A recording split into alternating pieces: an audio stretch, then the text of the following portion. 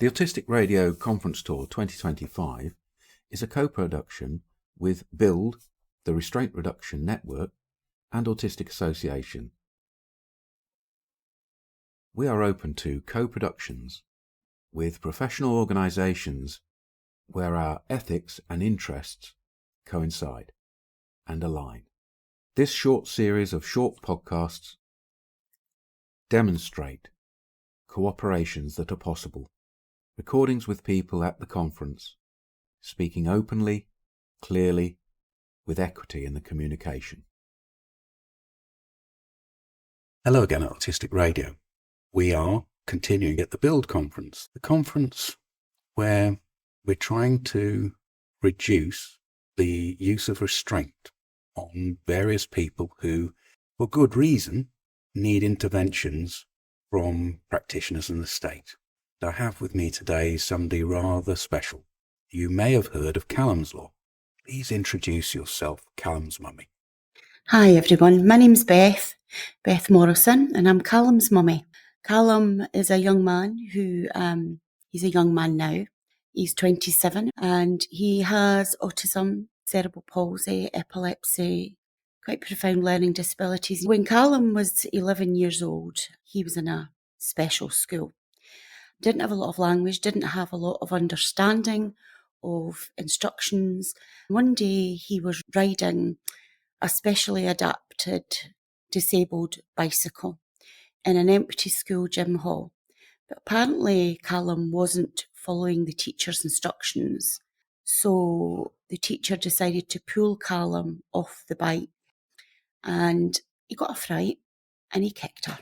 And that resulted in 4 staff taking Calum face down onto the floor. He was 11, but he wore clothes for a 6-year-old. He was a very tiny little boy. He had quite a lot of developmental delays, so physically he was really tiny. And they took him face down on the floor with such force for a total of 40 minutes until he couldn't breathe any longer and he lost consciousness. He urinated through his clothes onto the floor and then the staff picked him up.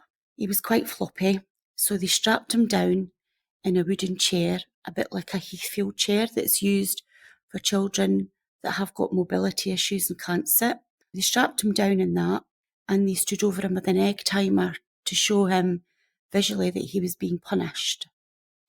They didn't let me know what happened. They simply got him dressed in clothes that weren't his own and they put his own clothes that were urine soaked in a plastic bag, sent him home on the school bus. And when he came home to me, his lips were blue and he collapsed in my arms and he said, "I dizzy, mummy, teacher hurt." And that was the start of a journey that I never ever thought that I would be on as a mum. I became very vocal because how could they do that? I didn't even know that they could do that to a child in school. This was a special school. I thought they were specially trained in understanding children like Calum. I thought that Calum would get the extra love and care, and he didn't. So I started to look for what was the guidance on using this in schools, and I found that in Scotland we had no guidance. If we didn't have guidance, then we really had to have it. So I spoke to other parents and realised I wasn't alone in this, and other parents would tell me, "Beth, that happened to my child."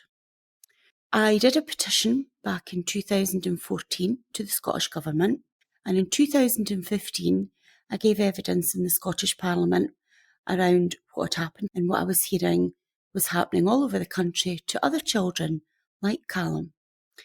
And that started a 10-year campaign approaching a member of the Scottish Parliament, Daniel Johnson, MSP, and I asked if there was any chance that we could take up a members' bill, because all the guidance that we'd got around the use of restraint and seclusion in schools, it wasn't statutory.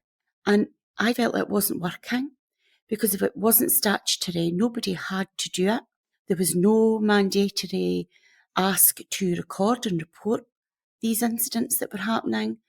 And over the last decade, I'd had over 3,000 families in Scotland alone that sought me out and said, "This has happened to my child." I started to keep records, I started to keep data. And what I then found was that it was all happening to children that were neurodiverse, had learning disabilities, had very little language, very little means of communication. Those children, they use behaviour to communicate because it's all they have. So their distressed behaviour, which was brought out of unmet needs because the environment wasn't right, the person supporting didn't know how to respond, there was no training, staff felt as though, they were completely powerless, they didn't know what to do. And an idea formulated in my mind that what we needed was statutory guidance to protect these children in law. We needed mandatory recording and reporting of incidents because a lot of the parents were telling me, I didn't even know that this was happening in schools, as I hadn't. And I hadn't been told either. And the other thing that I wanted was training and support and resources for staff. So that's why I'm here today. I'm a trustee of the Restraint Reduction Network. The support that I've had from the RRN has been absolutely phenomenal. And I think without organisations like this that are shining a light on what is really barbaric practice, I'm sorry, I don't have another word for it. We need to shine a light on this. We need to raise awareness that this is happening. My research is telling me that it's small children. They're all neurodiverse, aged between 2 years old. 2 years old and up to about 8, 9. Now, I'm not saying it's not happening after that, but the problem is mainly primary school and it's mainly in the early years. The children I support are the most vulnerable. They have no language or very little language. They are already dealing with really awful issues, sensory processing problems. They can't handle the bright lights and the noise of the classroom. And because they're distressed, because they're communicating, I can't cope in this environment. They've been subjected to things like restraint. And the other thing we've got is forced isolation, where they're put into rooms, isolation rooms. They're locked in, they can't get out, and it's all hidden. I call it a dirty little secret because that's how it feels. Calum didn't even really understand at the age of 10, 11 what school was. He had so little understanding. He was functioning at the level of a toddler. And we don't expect toddlers and infants and babies to go to school and sit there nicely, look at the teacher, feet flat on the floor and comply. Why was Calum expected to do that? He had no means of communication. He couldn't say, I need help. So the only way that he had was through his behaviour. And that incident 15 years ago now, I wasn't in the room. I couldn't possibly know what happened. All I was told is that Calum refused to follow the teacher's instructions. Calum refused to follow a certain route around the empty gym hall.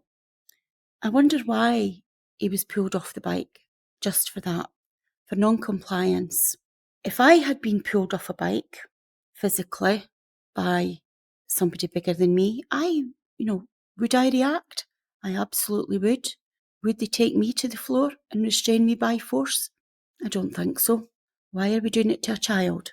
I've never called for a ban on the use of restraint. I do believe that there are times where we may have to use restraint, physical force, to keep a child safe from harming themselves, safe from harming other people.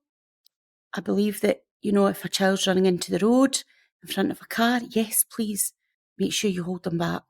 If they're going to jump into deep water, yes, please hold them back. If they're at serious risk of harming themselves or serious risk of harming others, yes, please hold them back.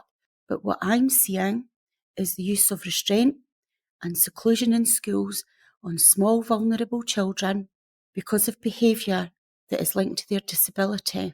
I think it's being used as a form of physical punishment, and that's wrong. So Daniel Johnson MSP has a members' bill in the Scottish Parliament.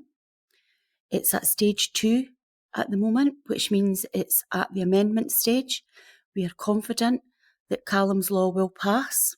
And what we're asking for is statutory guidance for staff, mandatory reporting and recording of incidents, and mandatory training, resources and support for staff. We're not saying that anything has to be banned. We still have a duty of care, but we need to be very clear in what we're doing behind those closed doors in schools, because our children can't tell. They can't go home to their mummies and daddies and say, this happened to me at school today. And often parents like me had no idea that this was going on until the child came home with bruises and injuries that were unexplained. That's got to stop. We have to be very clear of what we're doing, how we're treating our most vulnerable children. There has to be a duty of candour to communicate with parents, and if something has happened, parents have a right to know what that was and how do we remedy that going forward. So that's why I'm here today. If anybody would like any more information about Calum's Law, my email address is calumsmummy@yahoo.com, or you'll find me on social media under Beth Morrison. Thanks for listening. Thank you so much, Beth. You have put everything so clearly. You've done your thing. You've done your thing beautifully. I know you're listening. I've met you in the Scottish Parliament, and I know a number of MSPs occasionally listen to Autistic Radio. Please listen to the testimony of Beth and support the bill. Thank from everybody here at Autistic Association and Autistic Radio. Thank you to you, Beth. Thank you. We speak our words, we listen. We speak our words, we listen. We speak our words, we listen. We speak our words, we listen.